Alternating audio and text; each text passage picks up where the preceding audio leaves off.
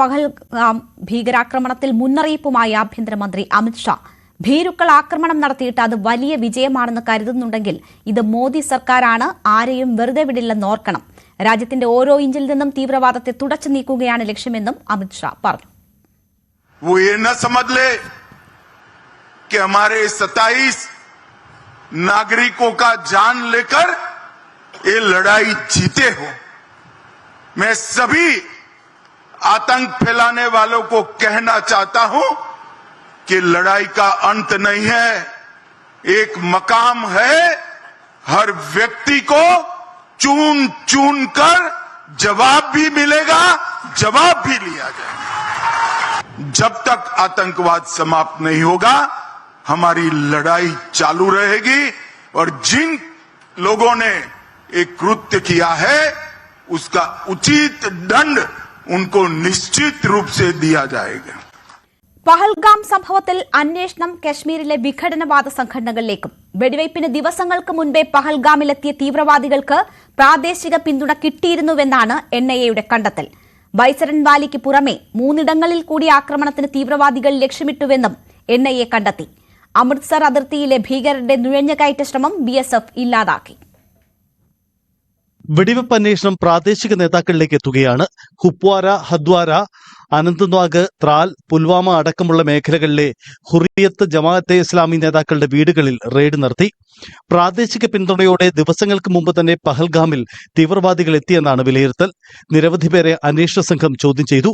186 പേർ ഇപ്പോഴും അന്വേഷണ സംഘത്തിന്റെ കസ്റ്റഡിയിലുണ്ട്. ബൈസരൻ വാലിക്ക് പുറമെ അരു താഴ്വര, അമ്യൂസ്മെന്റ് പാർക്ക്, ബേതാബ് താഴ്വര എന്നിവിടങ്ങളിലും ഭീകരാക്രമണത്തിന് പദ്ധതിയിട്ടു.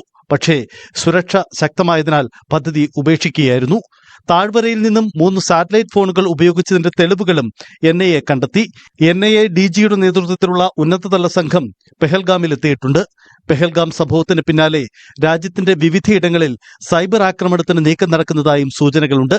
ബാങ്കിംഗ്, റെയിൽവേ, ഒപ്പം വിവിധ സർക്കാർ വകുപ്പുകളുടെ ഇന്റർനെറ്റ് ശൃംഖലയിൽ ഹാക്കിങ്ങിനാണ് ശ്രമം. പാകിസ്ഥാനിൽ നിന്നും ബംഗ്ലാദേശിൽ നിന്നുമുള്ള ഹാക്കർമാർ ഇത്തരം ശ്രമം നടത്തുന്നതായി അന്വേഷണ ഏജൻസികൾ സംശയിക്കുന്നു. ഇതിനിടെ പഞ്ചാബിലെ അമൃത്സർ അതിർത്തിയിലെ ഭീകരരുടെ നുഴഞ്ഞുകയറ്റ ശ്രമം സൈന്യം പരാജയപ്പെടുത്തി. ഗ്രനേഡുകളും തോക്കുകളും അടക്കം ഇവരിൽ നിന്നും കണ്ടെടുത്തിട്ടുണ്ട്. News desk, news 18.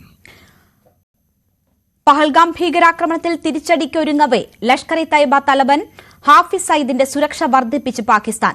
നിലവിലെ സുരക്ഷയ്ക്ക് പുറമെ സ്പെഷ്യൽ സർവീസ് ഗ്രൂപ്പിലെ മുൻ കമാൻഡോകളെയും ഹാഫിസ് സയ്യിദിന്റെ സുരക്ഷയ്ക്കായി നിയമിച്ചു. അന്വേഷണവുമായി ഇന്ത്യയോട് സഹകരിക്കണമെന്ന് പാകിസ്ഥാനെ ഉപദേശിച്ച അമേരിക്ക ചർച്ചകളിലൂടെ ഇരു രാജ്യങ്ങളും സംഘർഷം ഒഴിവാക്കണമെന്നും ആവശ്യപ്പെട്ടു. പഹൽഗാം ഭീകരാക്രമണത്തിൽ ഇന്ത്യയുടെ തിരിച്ചടി ഏത് നിമിഷവും പാകിസ്ഥാൻ പ്രതീക്ഷിക്കുന്നുണ്ട്. ഒരു വശത്ത് പാക് മന്ത്രിമാർ ആശങ്ക പങ്കുവയ്ക്കുമ്പോൾ മറുവശത്ത് കൊടും ഭീകരർക്ക് സുരക്ഷയൊരുക്കുകയാണ് പാകിസ്ഥാൻ. ഇന്ത്യ തിരയുന്ന ലഷ്കർ-ഇ തയ്യബ തലവൻ ഹാഫിസ് സയ്യിദിന്റെ സുരക്ഷയാണ് പാക് സർക്കാർ വർദ്ധിപ്പിച്ചത്.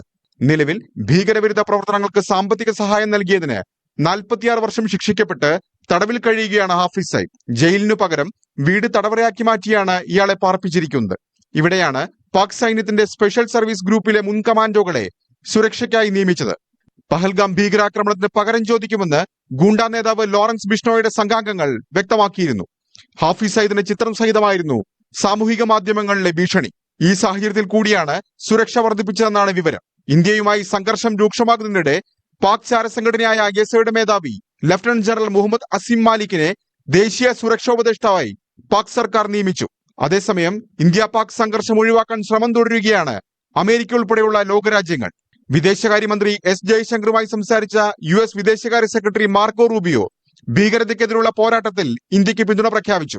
ആക്രമണത്തെ അപലപിക്കാൻ തയ്യാറാകണമെന്നും ഇന്ത്യ നടത്തുന്ന അന്വേഷണവുമായി സഹകരിക്കണമെന്നും പാക് പ്രധാനമന്ത്രിയോട് US വിദേശകാര്യ സെക്രട്ടറി ആവശ്യപ്പെട്ടു.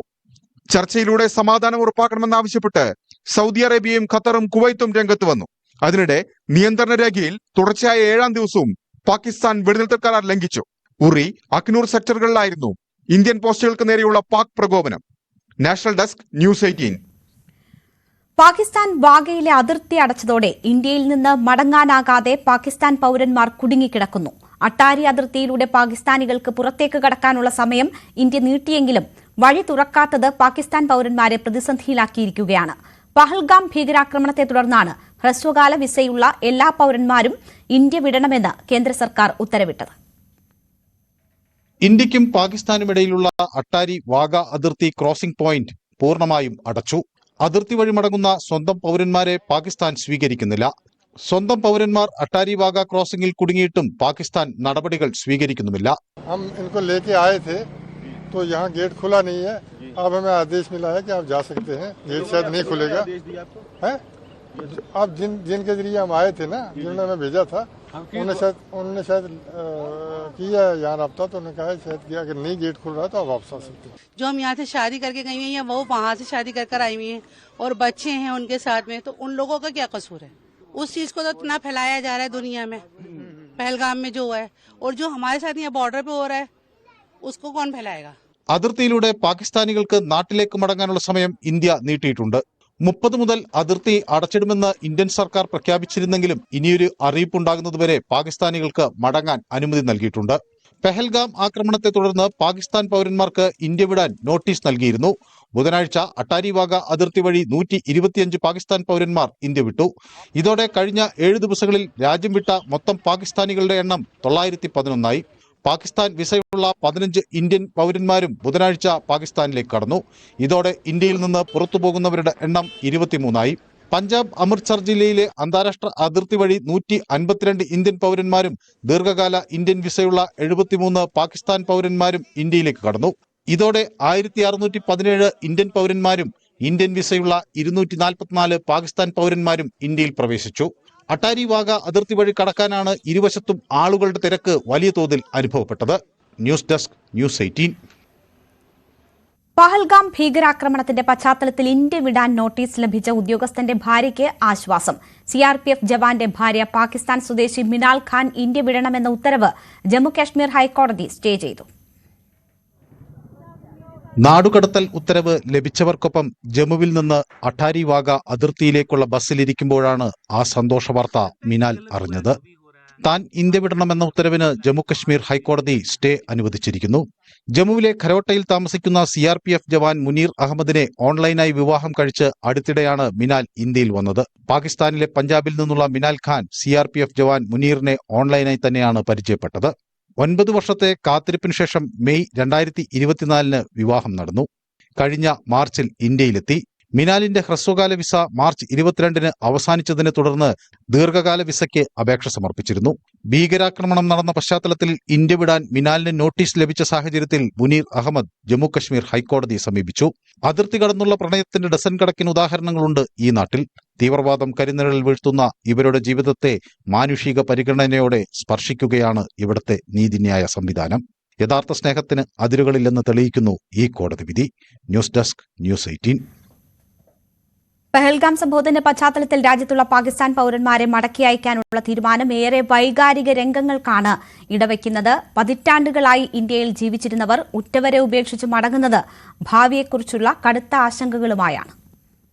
മുദ്രാസിർ അഹമ്മദ് ഷെയ്ഖ് ജമ്മു കാശ്മീർ പോലീസിൽ കോൺസ്റ്റബിളായിരുന്നു. 2022 ബാരാമുള്ളയിൽ തീവ്രവാദികളുമായുള്ള ഏറ്റുമുട്ടലിൽ കൊല്ലപ്പെട്ട അദ്ദേഹത്തെ ശൗര്യചക്ര പുരസ്കാരം നൽകി രാജ്യം ആദരിച്ചു. പക്ഷേ വർഷങ്ങൾക്കിപ്പുറം രാജ്യത്തിന്റെ ഈ ധീരയോദ്ധാവിന്റെ മാതാവിന് രാജ്യം വിടേണ്ടി വരികയാണ്. 20 വയസ്സിൽ പാകിസ്ഥാനിൽ നിന്നെത്തി കാശ്മീർ പോലീസ് ഓഫീസറെ വിവാഹം കഴിച്ച് കഴിഞ്ഞ 45 വർഷമായി ഇന്ത്യയിൽ താമസിക്കുന്ന ഈ അമ്മ ഉറ്റവരെ എല്ലാം ഉപേക്ഷിക്കുന്ന തീരാവേദനയോടെ പാകിസ്ഥാനിലേക്ക് മടങ്ങി. जो पाकिस्तान वाले हैं उनको पार कर दो, हमारा कोई एतराज नहीं है.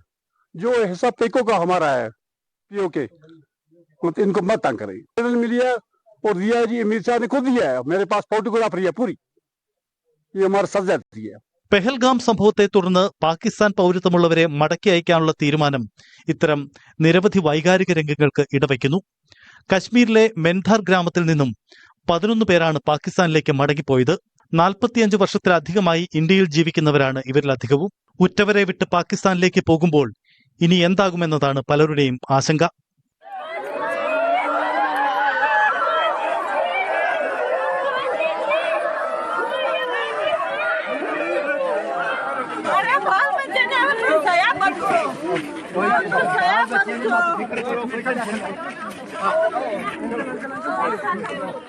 കഴിഞ്ഞ 17 വർഷമായി ഇന്ത്യയിൽ താമസിക്കുകയാണ് ഒസാമ എന്ന ഈ യുവാവ്. പരീക്ഷ എഴുതി ജോലി കാത്തിരിക്കുമ്പോഴാണ് പാകിസ്ഥാനിലേക്ക് മടങ്ങാനുള്ള സർക്കാർ നിർദ്ദേശം എത്തുന്നത്. പാകിസ്ഥാനിലെത്തിയാൽ തന്റെ ജീവിതം ഇനി എന്താകുമെന്ന ആശങ്കയിലാണ് ഈ യുവാവിന്റെ മടക്കം. मेरे इस टाइम पे जो मेरा थॉट प्रोसेस बिल्कुल काम नहीं कर रहा, मैं टोटली ब्लैंक हो गया हूँ. अभी मैं करंटली मैं परसू कर रहा हूँ अपना बैचलर्स इन कंप्यूटर साइंस. मेरा फाइनल सेमेस्टर चल रहा है. जून में मेरे एग्जाम्स थे, तो मेरे कुछ और प्लान्स थे कि एग्जाम्स खत्म करके मैं जॉब्स के लिए इंटरव्यू के लिए मैं प्रिपेयर कर रहा था. लेकिन अचानक से जब सब चीज होना, ठीक है, ये बहुत अफेक्ट करती है. तो मेरा इस टाइम थॉट प्रोसेस बिल्कुल डिस्टर्ब हो गया है. പതിറ്റാണ്ടുകളായി ഇന്ത്യയിൽ താമസിക്കുന്നവരെ മടക്കി അയക്കാനുള്ള തീരുമാനം മനുഷ്യത്വപരമായി പുനഃപരിശോധിക്കണമെന്ന് കാശ്മീരിലെ രാഷ്ട്രീയ നേതാക്കൾ ആവശ്യപ്പെടുന്നുണ്ട്. തീവ്രവാദത്തിനെതിരെ കടുത്ത നിലപാടെടുക്കുന്നവരാണെങ്കിലും പാകിസ്ഥാൻ പൗരത്വമെന്ന സാങ്കേതികതയാണ് ഇവർക്ക് വെല്ലുവിളിയാവുന്നത്. അട്ടാറി വാഗ അതിർത്തി വഴി 110 പേരാണ് ഇന്നലെ മാത്രം പാകിസ്ഥാനിലേക്ക് മടങ്ങിയത്. News desk, news 18.